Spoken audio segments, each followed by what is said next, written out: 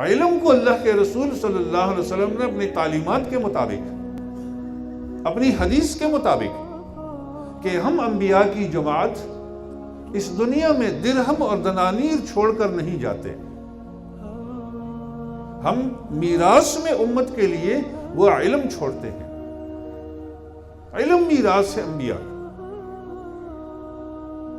فرد کے زوال کو دیکھیں یا قوم کے زوال کو دیکھیں، اخلاق کے زوال کو دیکھا جائے تو پھر علم سے آج کے دور یعنی مسلم فرد کا اور مسلم قوم کا تعلق کتنا ہے.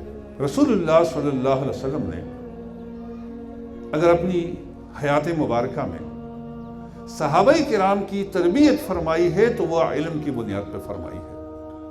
اور صحابہ کی یہ جماعت جو دنیا پہ چھا گئی، پھیل گئی، تو یہ علم ہی کی بنیاد پہ تھی. اس لیے کہ دنیا کے سامنے انہوں نے کون سی چیز پیش کی؟ وہ دو ہی چیزیں پیش کی اور دونوں چیزیں علم کی محتاج تھی. دنیا کے نظاموں کے مقابلے میں ایک نظام انہوں نے کتاب کی شکل میں اور کردار کی شکل میں پیش کیا.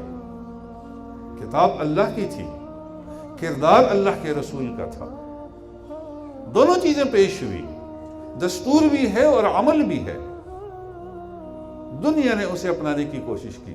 ورنہ ہم دیکھتے ہیں کہ قرآن عظیم الشان کی زبان میں اللہ کے رسول اس قوم کو دعوت دیتے ہیں کہ اے میری قوم، میں نے تمہارے بیچ زندگی گزاری، میری زندگی پر کوئی اعتراض کرے اور کوئی خامی ڈھونڈ کر دکھائے.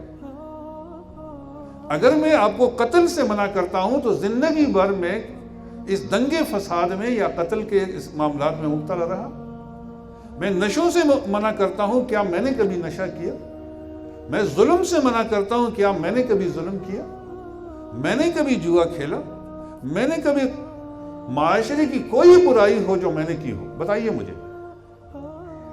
یہ وہ کردار ہے، یہ کردار کا عروج ہے کہ بدترین سے بدترین دشمن بھی انگلی نہیں اٹھا سکتا.